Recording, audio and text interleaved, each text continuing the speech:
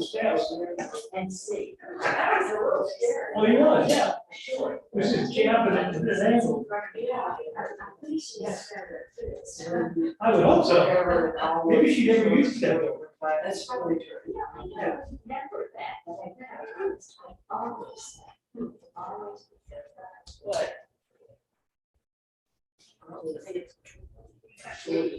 Is John fully recovered? I'm sorry? Are you fully recovered? Yes.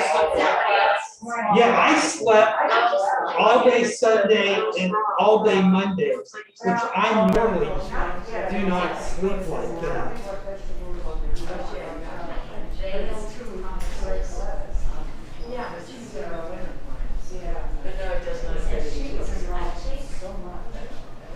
Okay, so Heather, this video is up, so should be right there. So I'm gonna go to full screen mode. So all you need to do, no, with that screen goes away when you play. Just when you pop it up and get to there, after you hit play, just maximize it. So I'm gonna be back for free for at least a week. Thank you for the apples. and I appreciate you doing it. Yeah, that's right. Yeah, this will go away when you share. Those two little buttons. Oh, John. And then that will go away and you'll just see the video on the desktop. So, Good morning. share screen. Okay. I was looking at that street. I know what you was doing. You were going to ask I can even read it. Actually, we were all check those two things. And then your video is right behind there. Where did you go trying to find Lee? Show this thing at the outset. Yeah, we want to, after the video, she can play the video for us, and then she's going to go. So just maximize that video, and you're good to go. I'm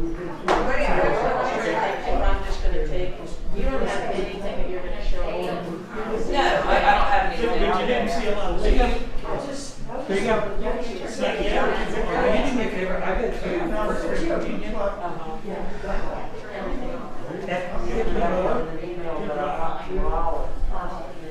You realize this is. Yeah, and then It's only difficult for a Mac person. I know, I live in Jonesboro. And the Zoom part we put together, Okay, all right, and then where is that little thing? Dr. Kirkendall, Dr. Kirkendall, it's good to see you. I'm doing well. It's good to see everybody. So I don't want anybody to feel left out. So, well, I just need right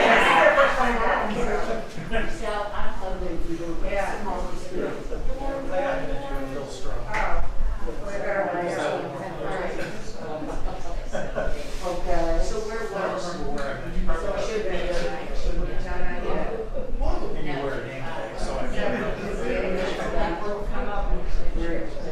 Okay, so, yeah. Well, good luck. Not bad. And then where you go? Do you need to say they're really hard because in this classroom where they're all just sitting in the back 2 rows. I know. Presbyterian. So it looks like, I think it was. Morning.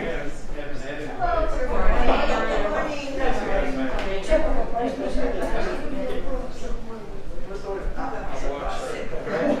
Thank you, appreciate that. Yeah, I did too. It looked like triples on the and busy too. Congratulations to you. You got the inside track. Oh, wow, yes. You better go here. Good morning. Oh, really? They just had two, but we had to have those one dog.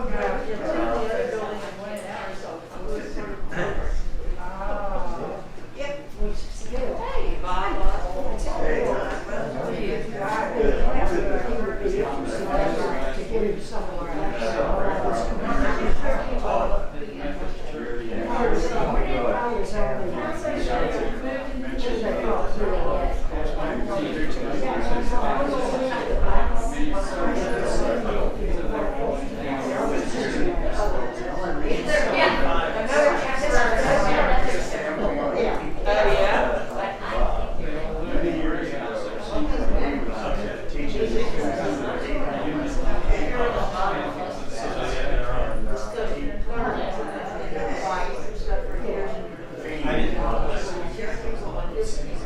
Good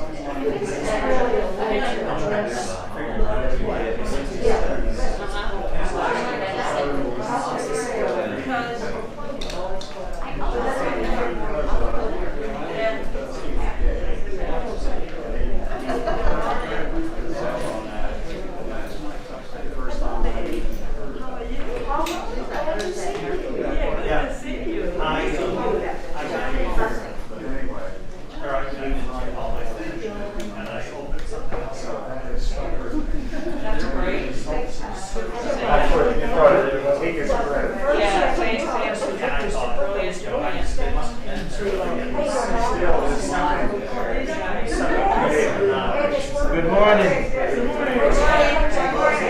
morning. Welcome to all of you, and join me in welcoming Heather McKee back for the third time. We're going to fasten our seat belts. I think we're going to have an exciting session, and welcoming Heather is also, I think, a good reason for us to also congratulate her spouse, Jane Campbell, on her re-election. Heather, thank you for everything. Okay, so we're going to begin today with a word from our sponsors. And our sponsors are each and every one of you who are members of this congregation, because this is stewardship season. And the church has put together a 4-minute video just to remind us that it is truly our giving and the support that we give to this community that enables all of our wonderful ministries here at DCPC. So I'm going to ask James. The movies one? Yes.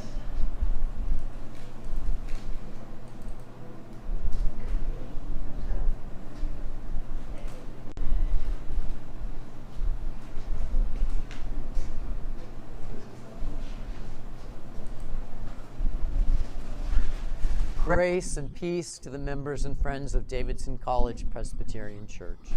When Jesus called his first disciples, he did not invite them to follow him alone, by themselves. Those 12 disciples and the scores of other people who followed Jesus were, in essence, the first church, a community of disciples walking together in the footsteps of Jesus Christ. And then through the Beatitudes and so many other teachings, Jesus shared with them the way of the disciple, a journey that includes the pathway to generosity. This is a way of living that bears witness to our call to respond to God's generous grace with who we are and with what we have. Stewardship, that is the caretaking and use of all of our resources, is therefore not just about money. Of course, churches talk about money. We talk about money because it's part of the way we carry out our mission to love one another and to love the world. We talk about money for the very same reasons that Jesus did, knowing that money is important to us and necessary in our world. Now, during our 2021 stewardship season, a 4-week period that ends on November 21st, a season we are calling the Pathway to Generosity Together, the Stewardship Committee is inviting you to join us on a journey of discovery and to continue along the giving path that we talked about last year. Along the way, there are really 3 questions we want you to be asking yourself. First, how generous has God been with me? Second, what impact does my giving to the church have on others? And finally, where does God want me to be in my giving? We hope these 3 questions will help you as you consider your next steps along the giving path. As you consider those steps, whether you are a first-time giver, an intentional giver, you know the percentage of your income, a growing giver, you're increasing the percentage of your income you give, or that you're a tither, you give 10% of your income, or an extravagant giver, you give more than 10% wherever you are on the giving path. We want you to know that while it is an individual journey, it does intersect with other believers. It impacts the church, our community, and God's world. This shared journey that we will be on together will include daily devotionals, other resources from the Stewardship Committee. Resources we'll share all the way up to November 21st, when we will all dedicate our estimate of giving cards in worship. You'll hear more about all of this in the weeks to come, and you'll hear it from people like Thomas Hazel and John Bragg, Rebecca Chafin, Orlando Crusolano, Tom Norwood, Ed Wadsworth, Stephen Worley, Ben Yarborough. They are the members of the Stewardship Committee who are, with me, inviting you to walk with us on the pathway to generosity together. This year, more than ever, our response to God's goodness and generosity through our giving, it matters. It's not about budgets or even about buildings. Stewardship is about our response to God, our desire to build up people. This pandemic has reinforced this for me more than ever. The world needs disciples who share God's generous nature and who want to strengthen one another in love. This is what your giving enables. The church, as the embodied love of God through our members and our ministries, it is more important than ever. And the one who asked us to store up treasures in heaven in the Sermon on the Mount, he is the same one who calls us to recognize that in the ministries of the church, we have an embodied reflection of what heavenly treasure looks like. I pray you feel the same way as we walk the pathway to generosity together. The world, our community, our congregation will be better for the shared journey of discipleship. May the Lord bless you and keep you.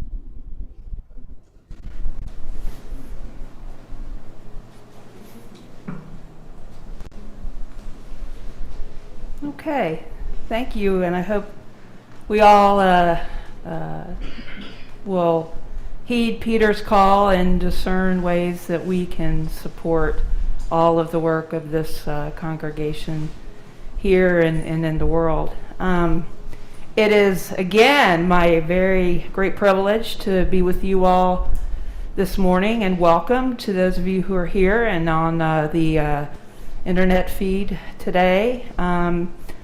As I've mentioned before, discussions of gender and sexuality can be challenging, and we all bring our own experience as gendered human beings and folks with our own sexual identities and orientations. So we come together in gracious space, and I appreciate your questions and all of the wonderful comments that you make. And my intention today is to create some more space for discussion, as this is our last time together. So I will do my best to reflect back what I hear you say, so all that are joining us today can know what we're talking about. But I want to do a quick recap of our prior two sessions. Our first time together, we talked about sexual identity and sexual orientation. And we heard from Reverend Dr. Mark Ochtemeier. And Dr. Ochtemeier identifies as an evangelical, and he says he does so because he takes the biblical text very, very seriously. And in our Presbyterian tradition, that is true across the spectrum. We all, anyone who has gone through seminary training at a Peace USA institution, we've had to take Greek and Hebrew. And then those who have gone on into ordination have to take an ordination exam based upon their ability to understand and translate those very difficult ancient languages. So the level of attention and humility that Dr. Ochtemeier brought to his analysis of these texts, I think really came through in his video, and how he looked at what were historically, in some elements of our tradition, considered anti-LGBTQ texts. And so he applied all of the learning and experience he had to see that there is no biblical condemnation of folks that we now would call members of the LGB, lesbian, gay, bisexual community. And then last week, we talked more about gender identity and how we all have a gender identity that may or may not align with the sex that we were assigned at birth. Remember, it is at our birth, our obstetrician, midwife, holds us up, looks, and assigns a sex, just based on an external visual of the genitalia. Now, we learned that that is a much more complicated system, that biological sex is not just a visual, but also hormonal, functional. There are elements in our brain physiology and brain chemistry that impact how we experience ourselves as gendered human beings. So we also talked about the use of pronouns a bit. And I dug in my little drawer where I hold all my buttons, and I found a button that I got about 3 years ago at a conference in Montreat, and it has my pronouns on them. She, her, hers. And we talked about why that can be important in a community. And yesterday I spent about 6 hours in a training. It's called Pink and Blue Beyond the Binary.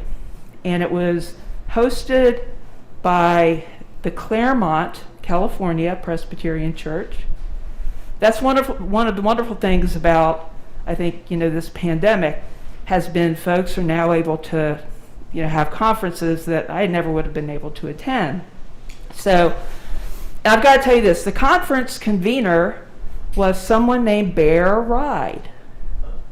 You may have heard the name Ride, Sally Ride.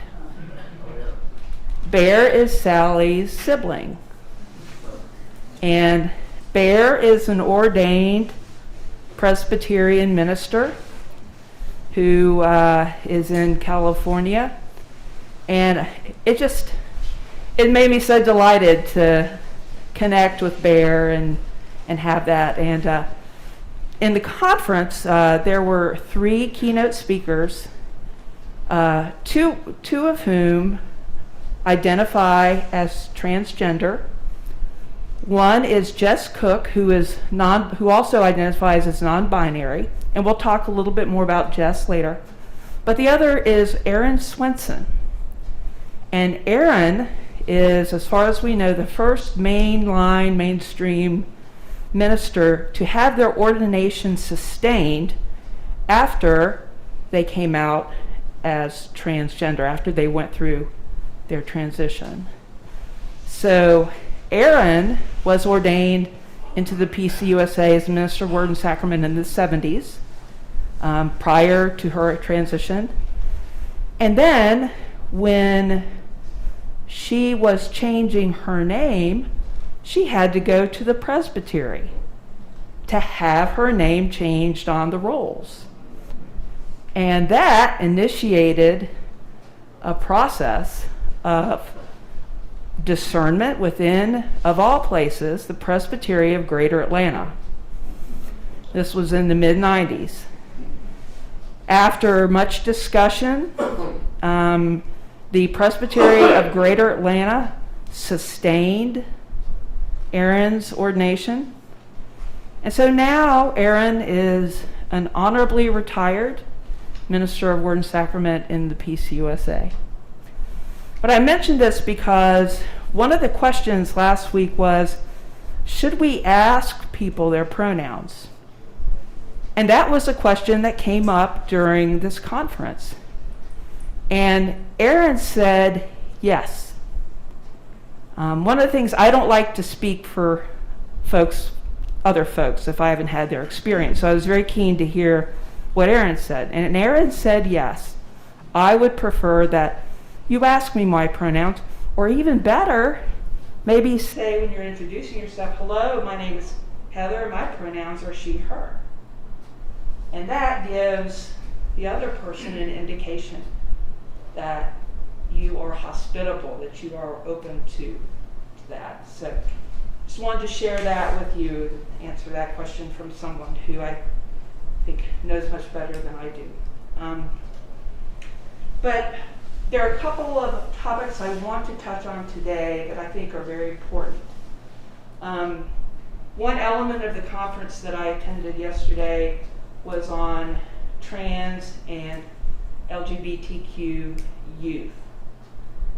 And when we finished up our discussion last week, I gave you all some sobering statistics about the extremely high prevalence of death by suicide among LGBTQ youth, and other high incidents of self-harm, to include substance abuse, violence against transgender people.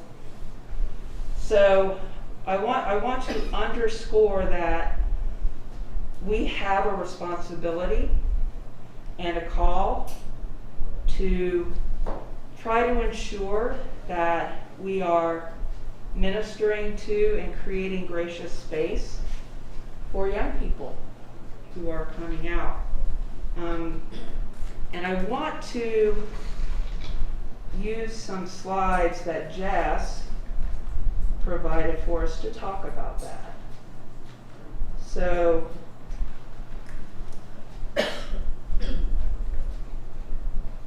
when we think about development of our gender identity and our sexuality, one thing that has become clear is that around age 2, most children are conscious of physical differences between the sexes, biological sexes.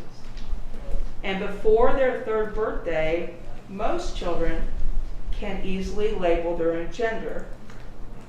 And by age 4, most children have a stable sense of their gender identity. So think of that. Prior to age 4, children are already processing and coming into an understanding of their gendered self.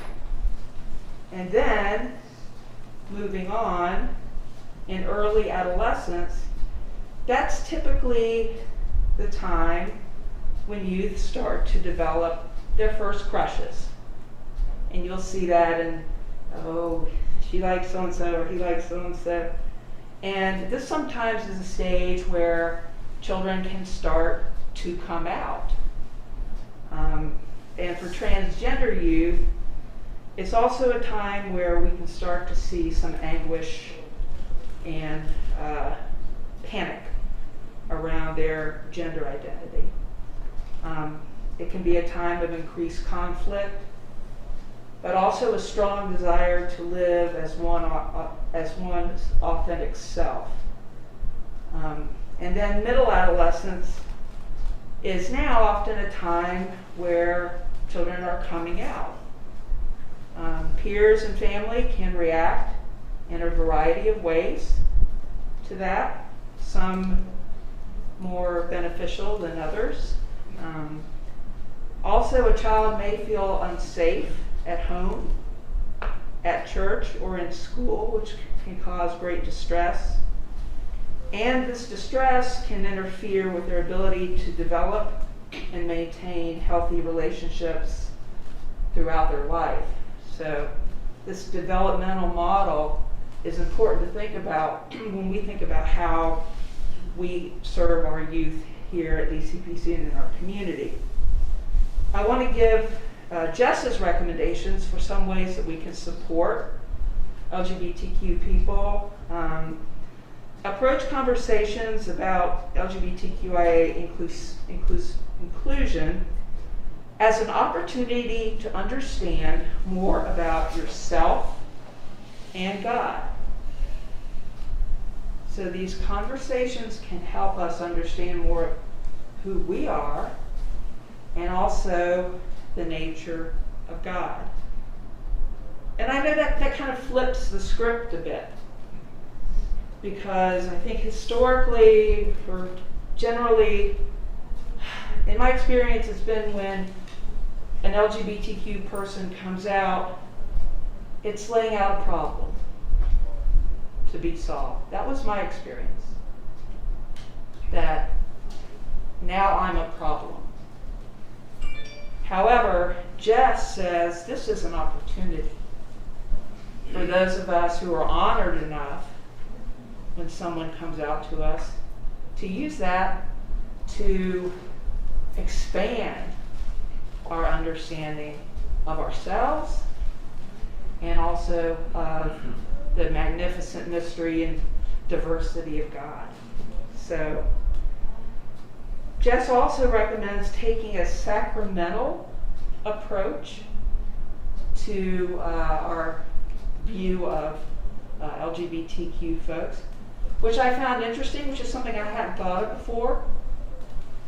For Jess, the promises we make at baptism are a critical and sustaining metaphor, because when we baptize here in our tradition as infants, generally speaking, that promise is unconditional. That our promise to love and care for this child extends forever, unconditionally, because God's love for us is unconditional as well. And Jess also talks about faith communities creating rituals of repair. One thing that we have to acknowledge is that many people, not just young people, have left the Christian faith in general, and have done so because of violence, religious violence directed against them within faith communities.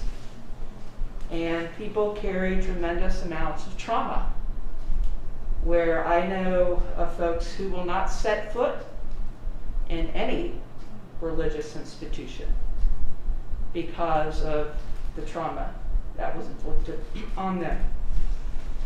So, what are some ways that, for those who do feel called to come back, are there ways to repair, restore relationships with them?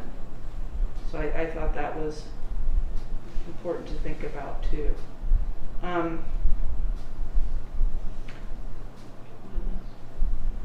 And then specifically, Jess has some ideas for supporting LGBTQ youth.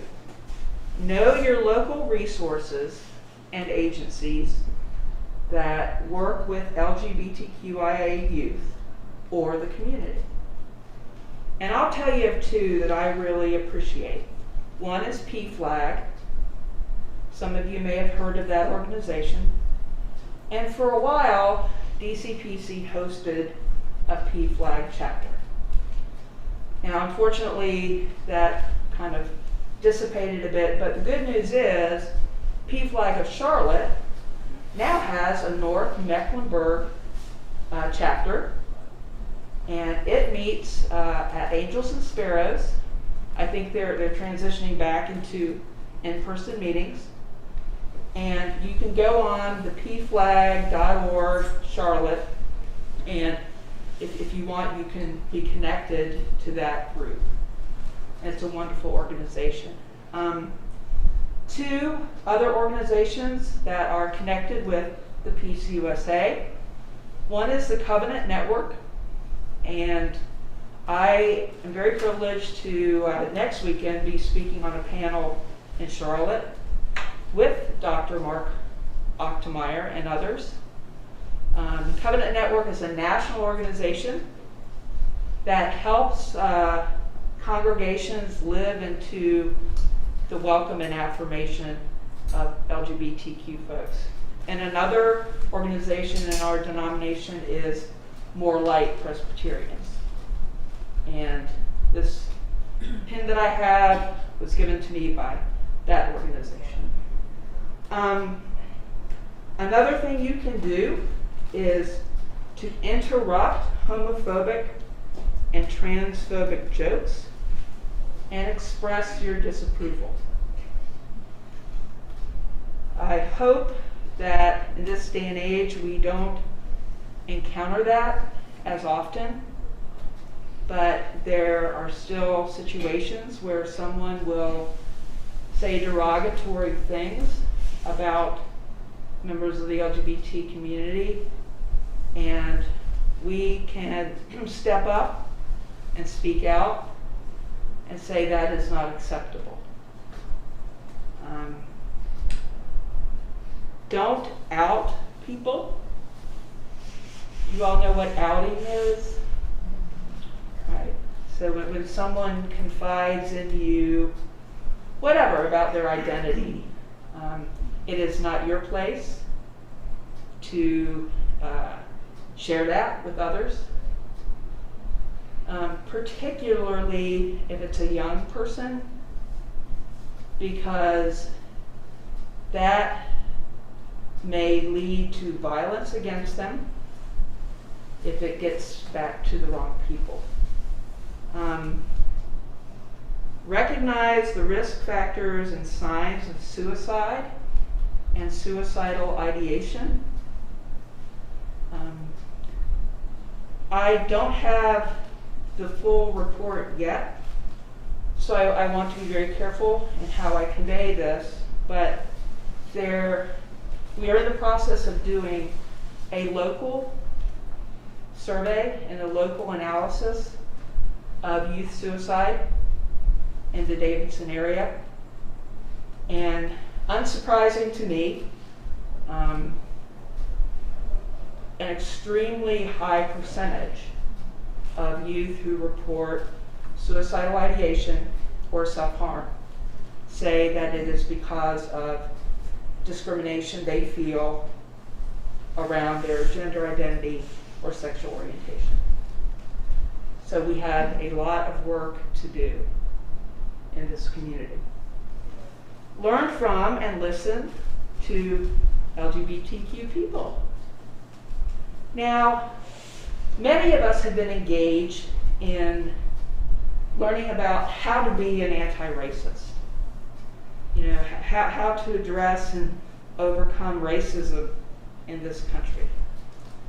And I've been trying to do that work too. And one of the things that I realized pretty early on is I have no clue what it's like to be a black person in America. I also have learned that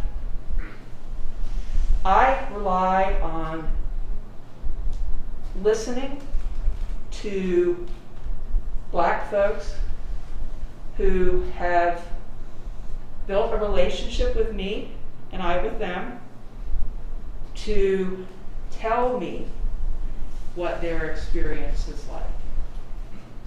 And it is not my job to say, oh, well, it's not that bad. Oh, come on. Now, really? I listen and I shut my mouth and try to understand and believe their experience. That is a process that I think is appropriate to use when we're working around LGBTQ issues as well.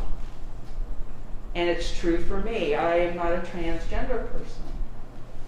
So I want to have relationships with folks who are and listen and learn from them so I can be a better ally to them as well. And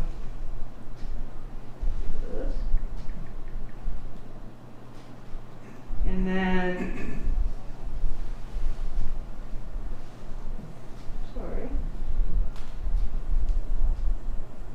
so, and also do your homework, which means my hope is that this class is, for many of you, maybe a first step into learning more about LGBTQ people in the community, but to keep, much like we do in our anti-racism work, to keep learning, to keep reading, staying engaged, and growing. And also to do it, not necessarily just to be a better ally, but so we can grow and learn. Like that first thing I said, that it's an opportunity for us to grow and learn more about ourselves and about God. And then the final recommendation is expect to make mistakes. And that is okay. I think it's pretty easy to tell when someone asks a question that is coming out of a genuine place of respect, love, and curiosity. I know that's usually the case for me. I can tell when someone is genuinely asking, as opposed to trying to set a rhetorical trap or engage in some sort of negative dialogue. But it's okay to ask those questions, and it's okay to mess up. I do it all the time, and like I mentioned last week, I am learning about pronouns too.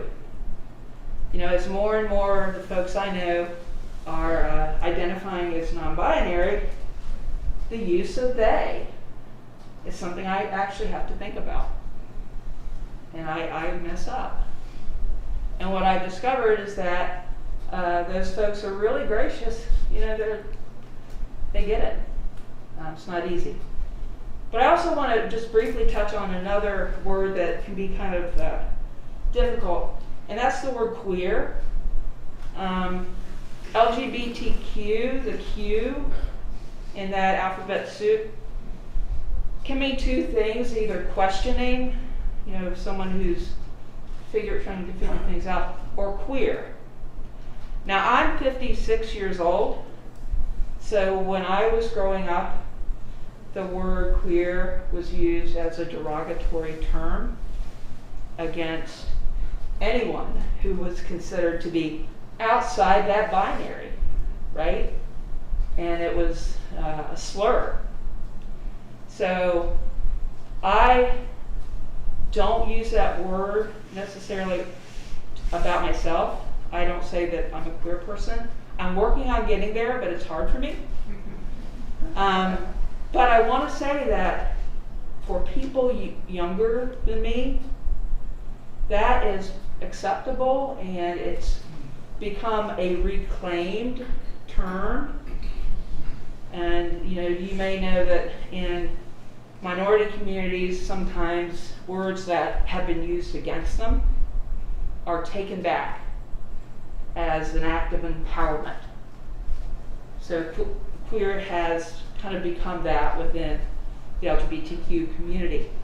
But it is also the terminology that is used in academia to a great extent.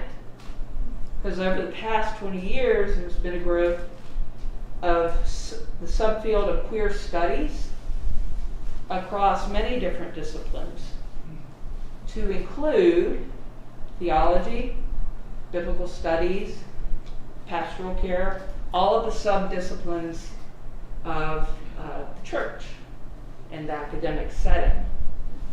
So just to be aware of that over the past 20 years, queer theology has become a wonderfully fruitful field.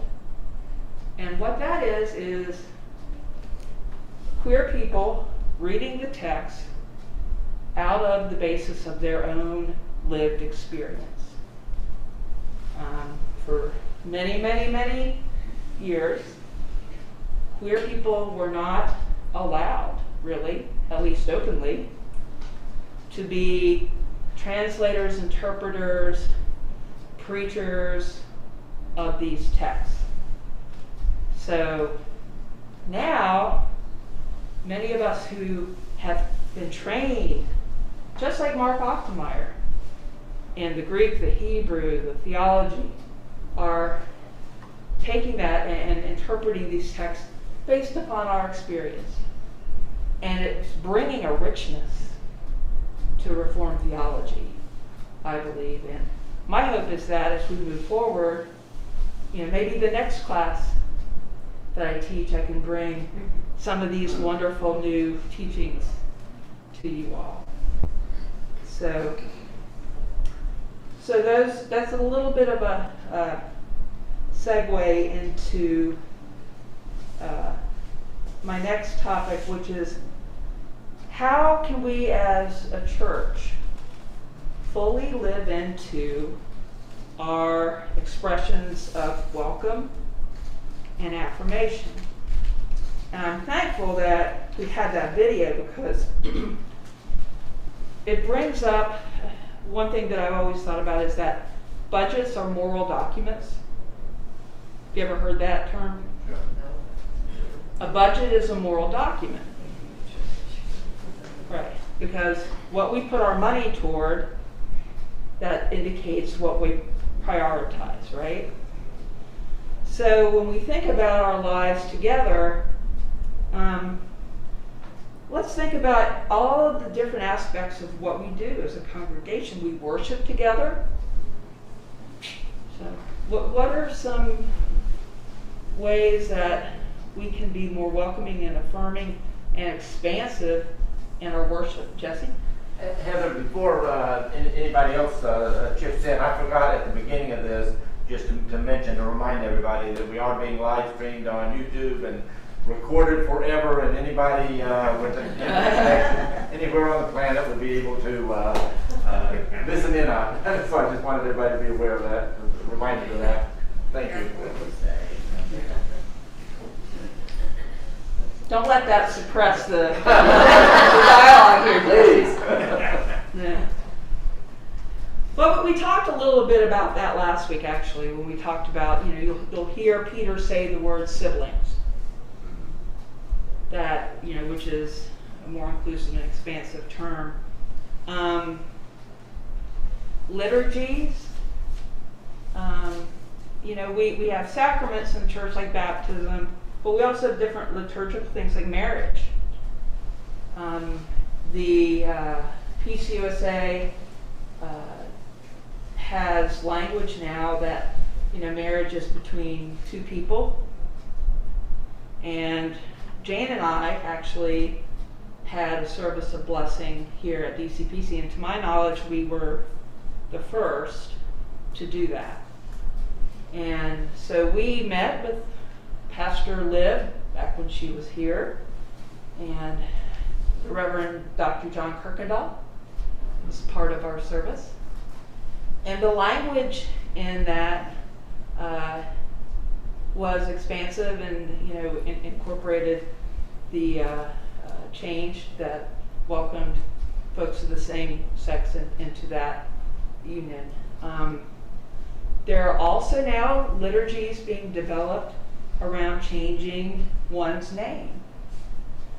Like when Reverend Swenson changed their name. Now we're developing liturgies for folks who want to have that new name recognized within their faith community. And how biblical is that? People are always changing their names in the Bible, aren't they? Right? Like my father's name was Rule. So Rule's name became something else. Do you all remember what it was? Jethro. Yeah. So people are always changing names in the Bible. So that's kind of an easy one. So let's also think about our physical space, our buildings and grounds. We talked about, do we have an all-gender restroom? We do, but it's kind of to the back here. When you walk in the front of that sanctuary, we have two identical single stalls. Just saying. Faith formation. That's a big one. We just heard how early on we begin to understand who God created us to be in terms of our gender and our sexuality. So, preschool. What are we teaching our preschoolers? How are we addressing our preschoolers? Are we saying boys and girls? Or are we using language that gives them the space to come into their own understanding? Our youth programs, adults. You know, this is an example of our adult faith formation classes giving space to different understandings.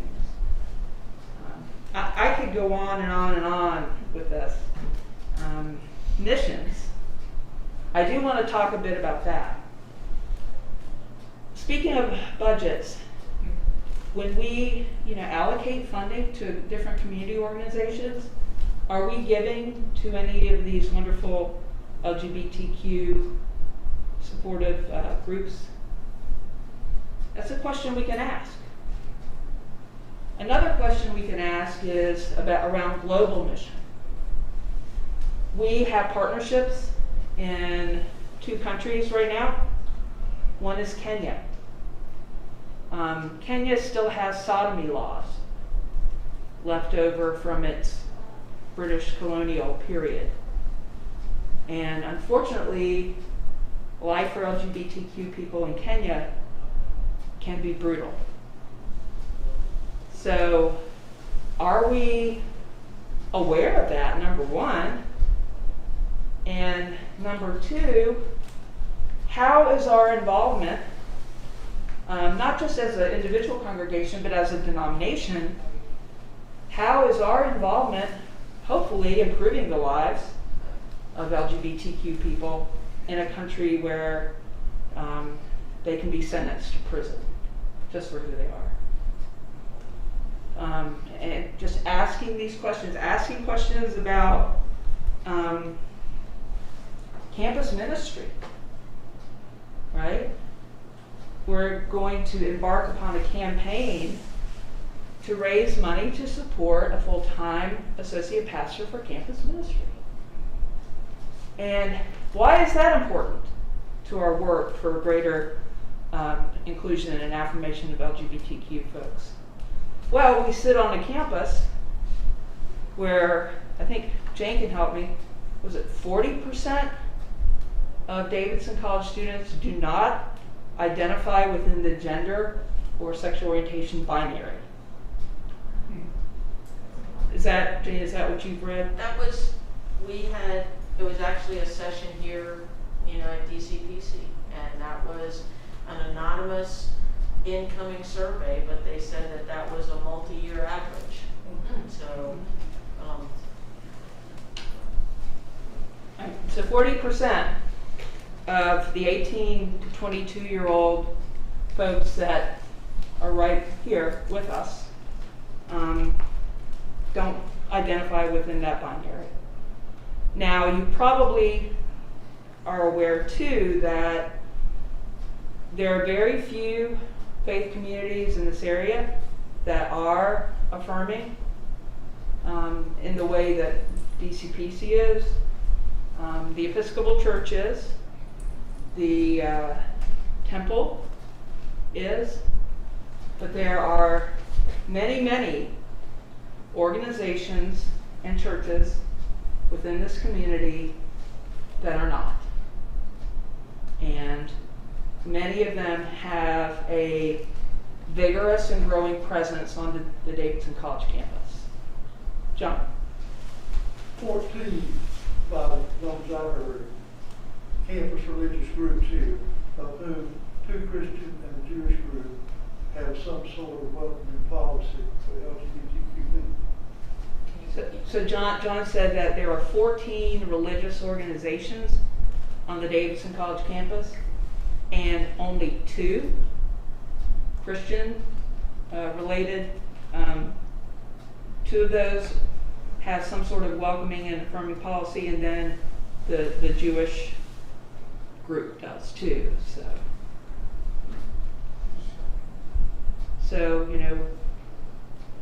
something to be aware of. What are some other areas of our congregational life where you can see the need to at least ask some questions. John? Because we have a number of, not parachurch exactly, but church extended activities that focus on our church, such as the Boy Scouts, things like that, which I hadn't even thought about before. But who asks the question of good organizations, YMCA, Boy Scouts, Boys and Girls Club, who asks that sort of question to them to see what they're doing right now? I never have. Good point. So John said, we, DCPC hosts or affiliates with a number of good community organizations, but who's asking them a question about their policies? You know, how are they treating folks when they are using our, you know, congregation house or other facilities? Van? And if the answer from that group is, we do not, should our response be get out? That's a good question. I think that an answer of we do not invites conversation. But I also believe that two things are very important.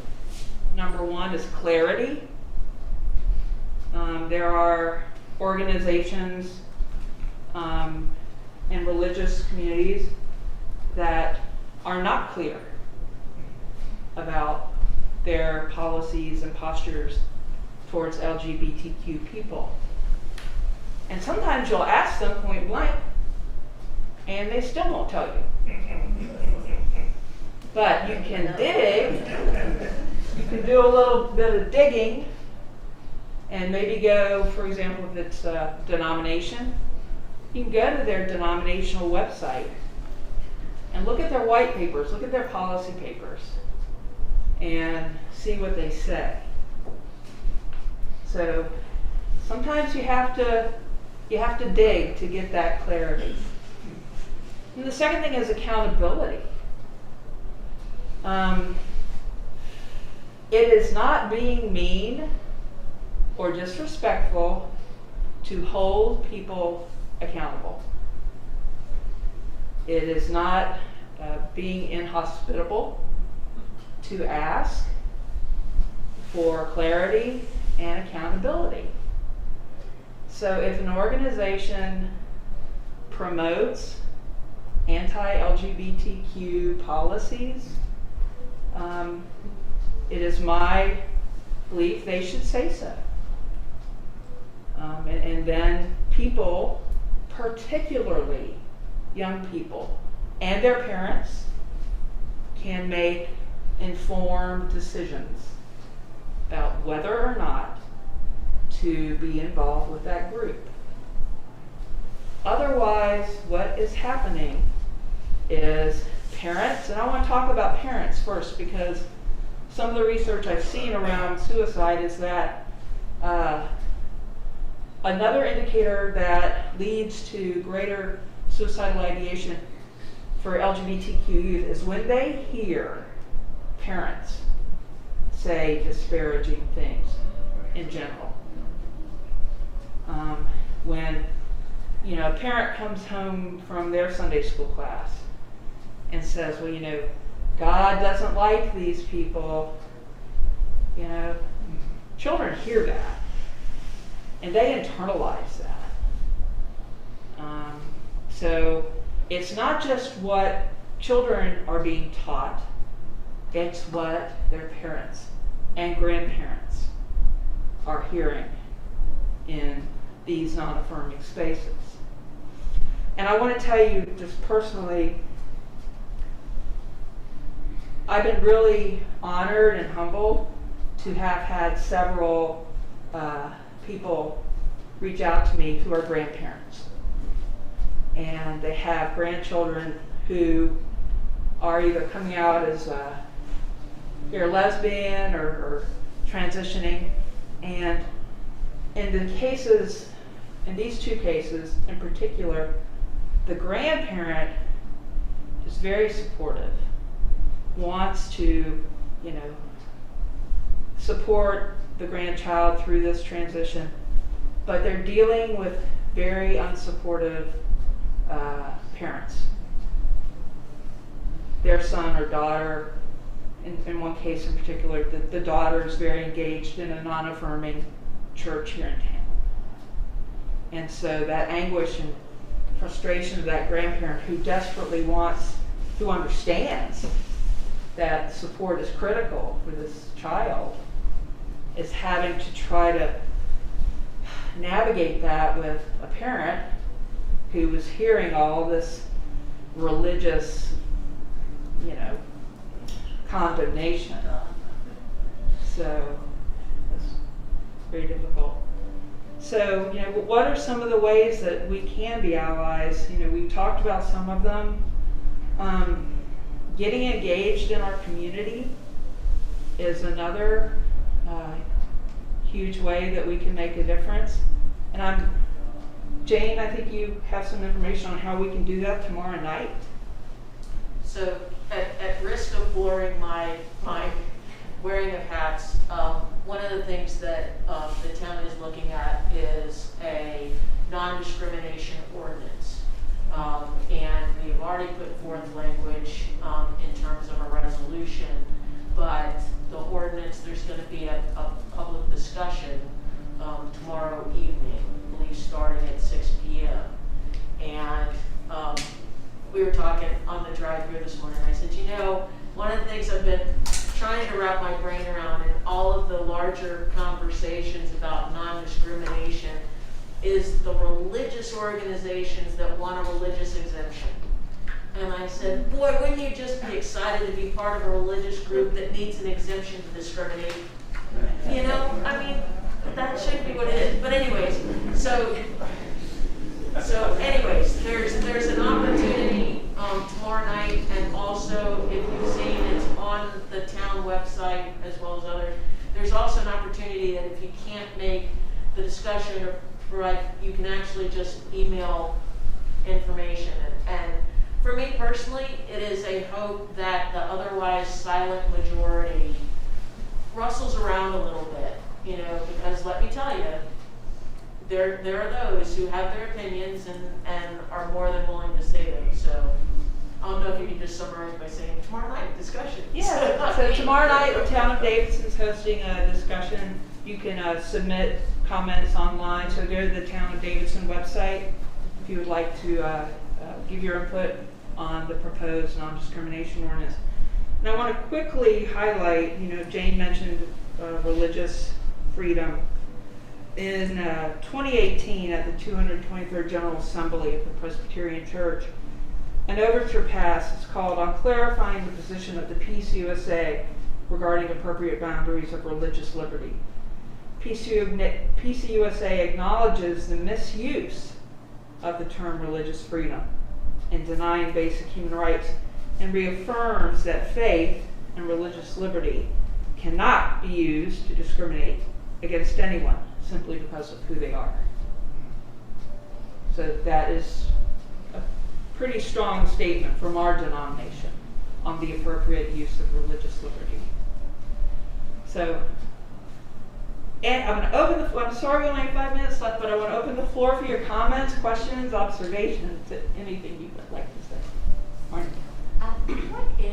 What would be the appropriate supportive reaction when someone identifies to you or comes out to you? I mean, you don't say, "Oh yeah, that's great." You can. I mean, is that? Yeah. Okay. I've always appreciated, because somebody. So Marnie asked, what is the appropriate response when someone does come out to you? It's an honor, I think, when somebody shares something personal like that with you. So maybe you say, well, thank you for telling me that. Or, Thank you for feeling comfortable to yes. talk about it. So Bill said, thank you for feeling comfortable with me to tell me that.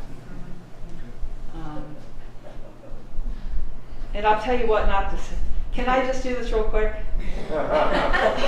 Please. Please don't say, well, you know, we're all sinners. I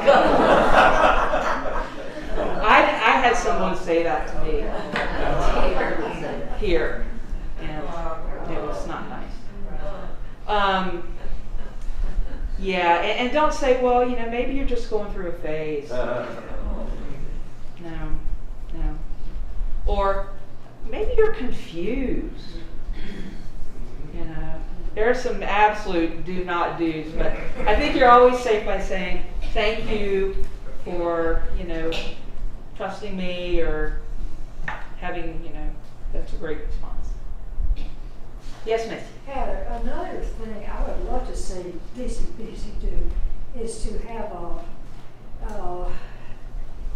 either a position or a group of us with counseling training to be available to parents, anybody who wants to talk about it deeply as these people did to you. And not only that, to make it known publicly that this is a place where that can take place, you know. Yeah. So Missy said that she would love to see a group of folks here in the congregation who are trained counselors be available to not just the congregation, but the community.